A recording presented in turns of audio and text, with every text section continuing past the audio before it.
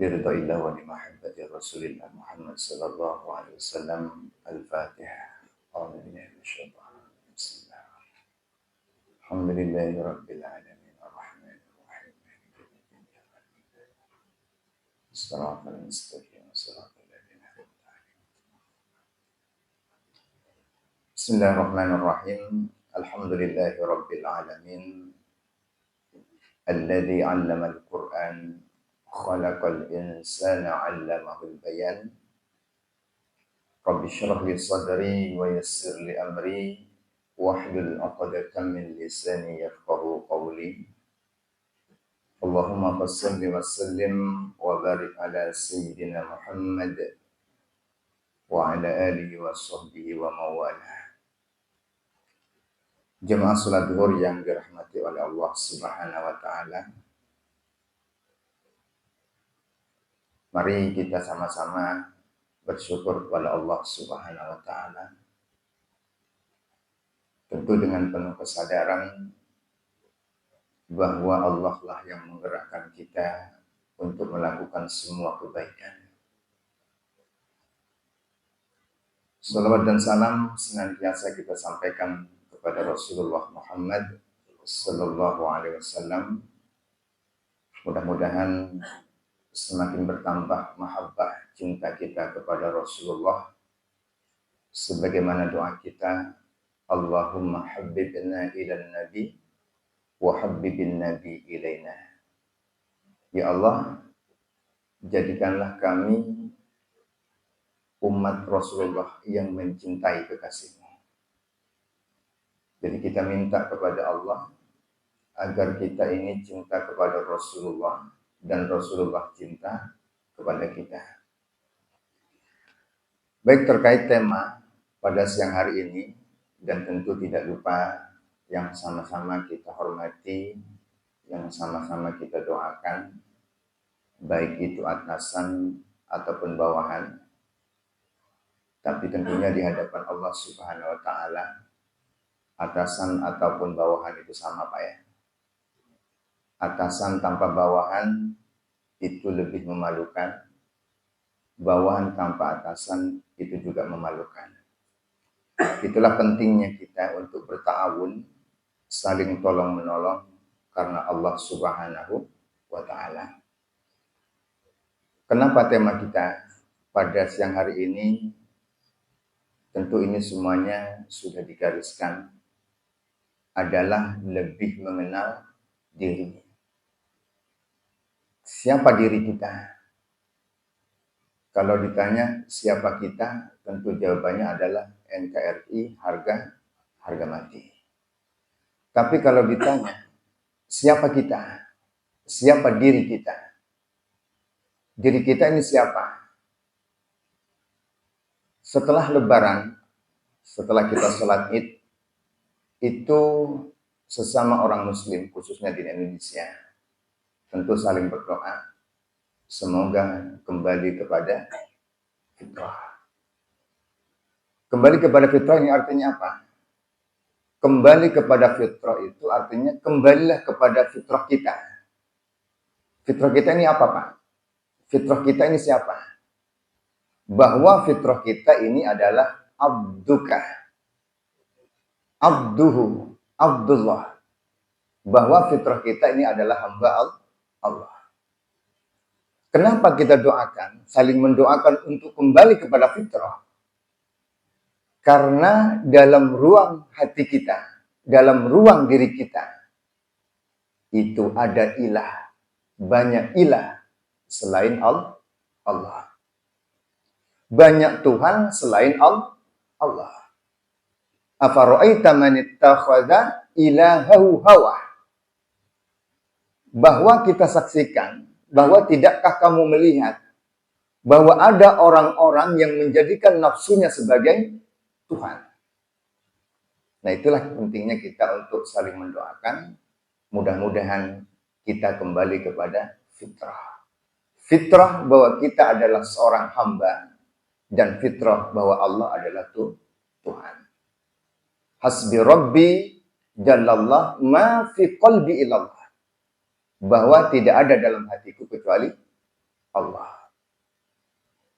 Dalam dunia sufi tasawuf itu, bagian leher bawah kita Pak, sampai ke pusar ini disebut dengan Baitul Maqdis atau Baitul Muqaddas. Bukan apa? Baitul Haram. Baitul Haram itu artinya apa? Rumah terlarang. Ya, rumah terlarang. Tanah haram itu artinya tanah terlarang. Nah, di hati kita ini letaknya ada pada kawasan zona Baitul Haram. Artinya daerah terlarang. Maksudnya apa? Terlarang dimasuki kecuali Allah. Terlarang ada dalam ruang itu. Diliputi oleh selain Allah. Nah, ayat Al-Quran mengatakan, wa fi anfusikum afala tubsirun. Dan tidaklah kita ini memperhatikan diri kita.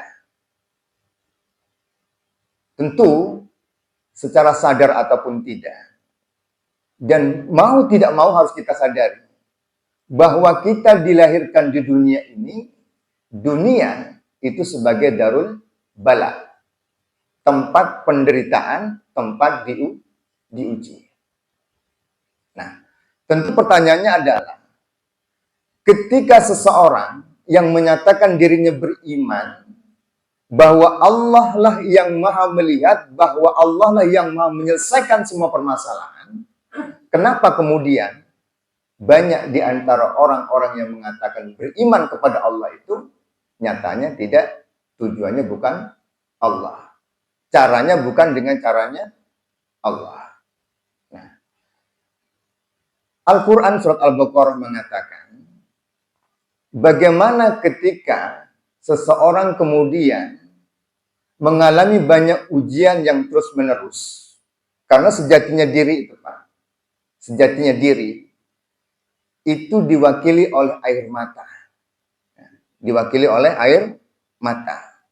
Berangkat dari tangisan, nah, pada akhirnya nanti pada prosesnya, apakah akan melahirkan air mata berikutnya, atau justru melahirkan mata air. Karena kalau air mata, lahir air mata berikutnya, tidak menjadi mata air, maka ini tentu menjadi kesedihan yang keberlanjutan. Maka orang beriman berawal dari tangisan, berawal dari air mata.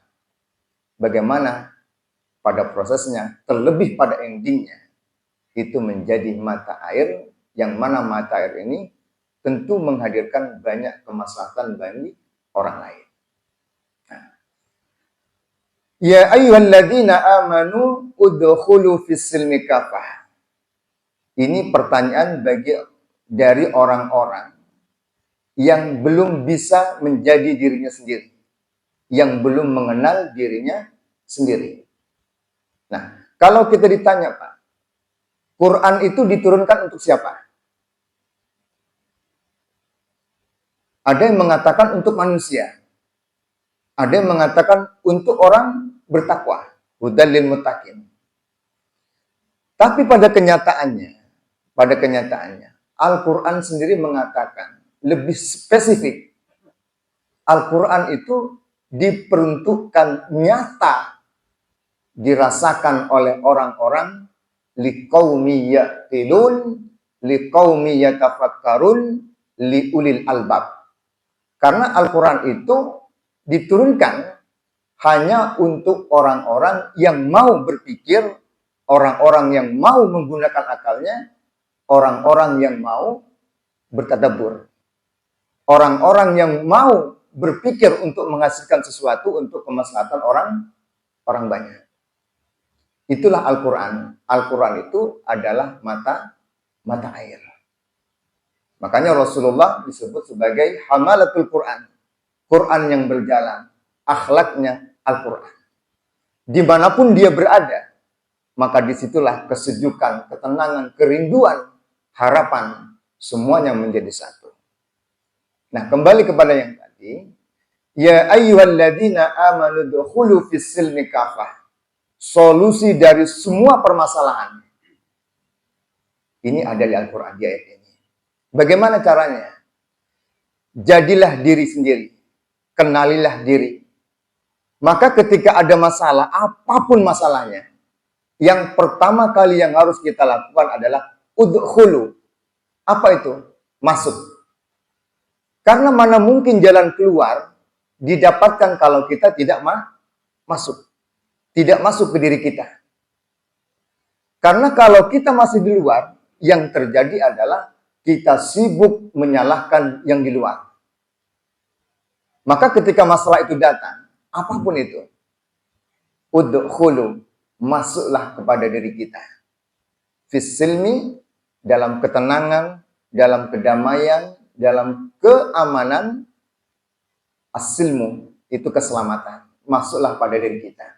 Karena kalau masuk pada diri kita sendiri, maka yang dilihat adalah kita. Maka yang dievaluasi adalah kita. Maka yang diupayakan untuk keluar itu adalah diri kita. Bukan sibuk dengan menyalahkan orang lain. Nah, itu Al-Quran yang menawarkan. Ya ayyuhalladzina amanu dukhulu fis-silmi kafah. Ini bisa dilakukan kalau kita mau lebih dekat untuk mengenal diri.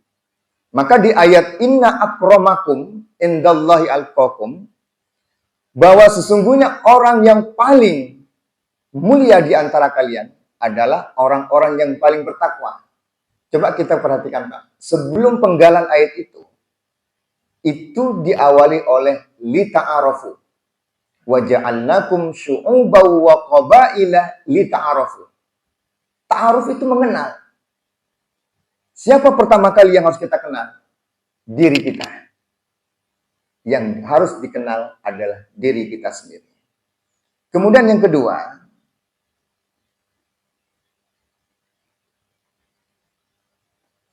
darul bala. Nah, dunia itu adalah tempat penderitaan, tempat ujian.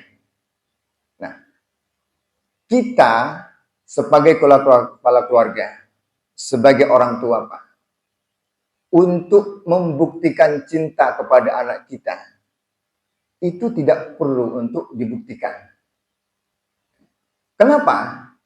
Karena sesungguhnya cinta itu tidak perlu bukti. Cinta itu diuji. Coba kita perhatikan. Bagi yang punya amanah, dititipkan amanah oleh Allah, keturunan, anak, totalitas kita untuk berkorban. Tapi pada kenyataannya, banyak kemudian orang tua yang kecewa. Kenapa? Karena tidak sesuai dengan ekspektasi dia. Tidak sesuai dengan harapan dia. Anak yang tadinya digadai-gadaikan menjadi harapan bagi orang tuanya, ternyata jauh dari ekspektasi orang tua.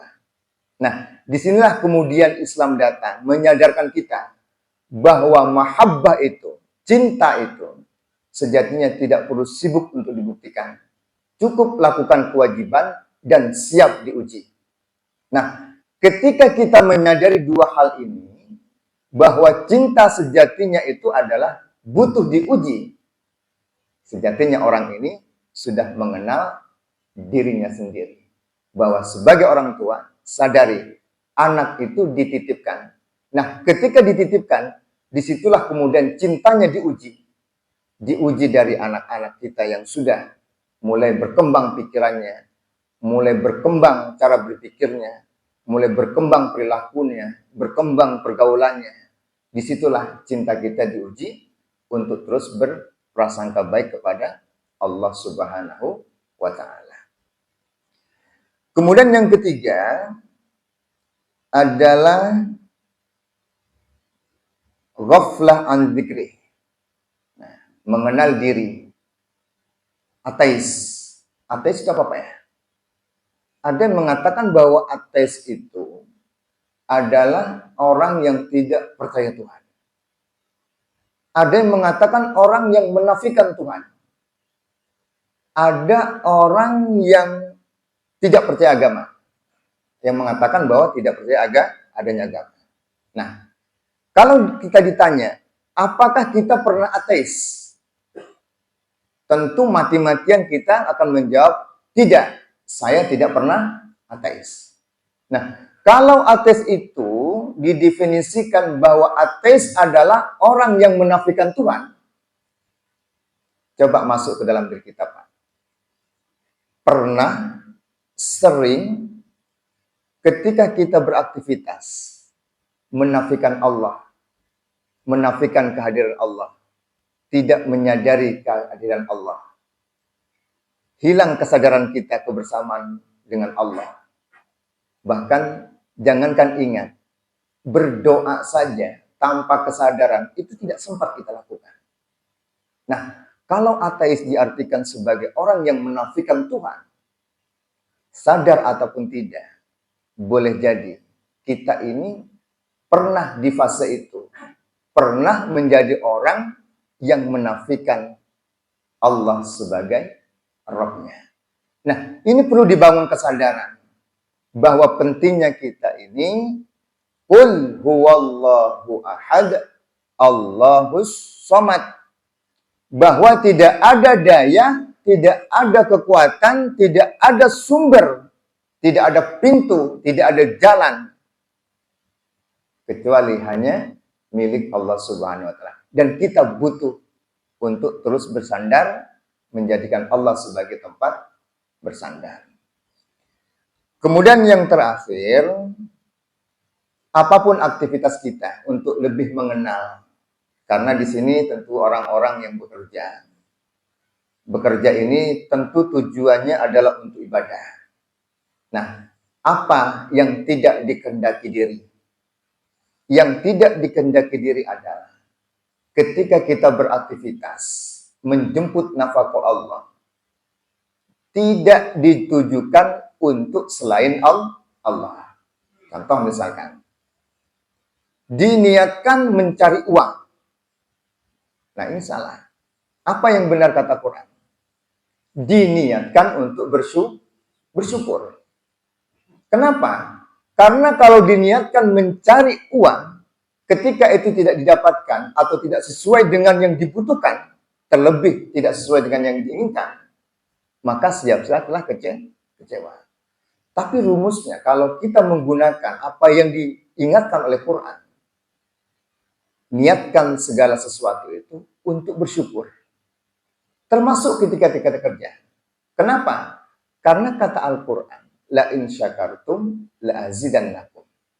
Kalau kamu beraktivitas, termasuk bekerja, menjemput nafkah Allah, maka niatkan tujuannya adalah untuk bersyukur kepada Allah Subhanahu wa taala. Dan ini hanya bisa dilakukan oleh orang-orang yang mengenal dirinya. Karena identitas apapun, Pak, yang melekat pada diri kita, nama, jabatan, status sosial, apapun yang melekat, sejatinya itu bukan diri kita. Diri kita itu adalah diri yang rindu selalu untuk kembali kepada Allah Subhanahu wa taala. Maka ketika orang marah, kecewa, khawatir, itu karena lebih peduli, bergantung kepada yang melekat pada dirinya. Dia tidak peduli sama dirinya. Dia tidak mengenal sendiri pada dirinya. Hanya orang-orang yang mengenal pada dirinya, maka orang ini nanti yang akan sesuai dengan ayat yang selalu dibacakan pada saat sholat jenazah. Ya ayyatuhan nafsul mutmainnah irji'i ila rabbiki radiyatan mardiyah fadkhuli fi ibadi wadkhuli jannati. Sejatinya orang yang mengenal diri itu, maka dia selalu berpikir, dia hanya berurusan dengan Tuhannya. Dia tidak berurusan dengan selainnya, karena tujuannya adalah Allah Subhanahu wa ta'ala. Yakin dizalimi akan kembali kepada orang yang menzalimi. Dibuli, dipuji, dimaki, diangkat, bagi dia itu sama saja. Karena dia hanya melihat Allah, dia hanya memandang Allah, dia hanya bertujuan kepada Allah Subhanahu wa taala. Ridho dan diridhoi itulah tujuannya. Ya ayyatuhan nafsul mutmainnah irji'i ila rabbiki radiyatan mardiyah. Apapun yang hadir pada kehidupannya adalah sebagai ujian. Dan ujian itu, kata Allah, kalau kamu diuji, cukup satu yang kamu lakukan. Apa? Memuji. Apapun ujiannya, yang harus kita lakukan satu. Memuji. Siapa yang dipuji? Allah. Masalah yang membuat kita khawatir, kecewa, marah, menyesal, tidak terima, itu karena kita tidak memuji Allah. Tapi inginnya kita yang dipuji. Inginnya kita yang dihargai. Padahal jelas, afdolud doa adalah alhamdulillah. Sekali lagi, afdolud doa alhamdulillah. Apapun ujiannya, jalan akan terang, jalan akan lurus sampai kepada Allah. Ketika kita memuji Allah Subhanahu wa ta'ala. Maka kalau kita sibuk memuji Allah, semakin akan mengenal diri kita bahwa kita tidak layak untuk dipuji, karena surah Al-Isra, subhanalladzi asra bi abdihi, Rasulullah diangkat Mi'raj itu tidak sebagai status Rasul, tidak sebagai status kekasih, tidak sebagai status Nabi, tapi sebagai status abduhu, hamba. Kesadaran itulah yang kemudian muncul dari orang-orang yang mengenal siapa dirinya. Wallahu a'lam bishawab. Mudah-mudahan tentu kita senantiasa berharap kepada Allah Subhanahu wa taala. Allah mudahkan hati kita, tidak ada ruang dalam hati kita kecuali Allah Subhanahu wa taala. Terus belajar untuk mengenali diri sehingga diri ini akan sampai kepada Allah Subhanahu wa taala dalam keadaan tenang, ridho dan diridhoi.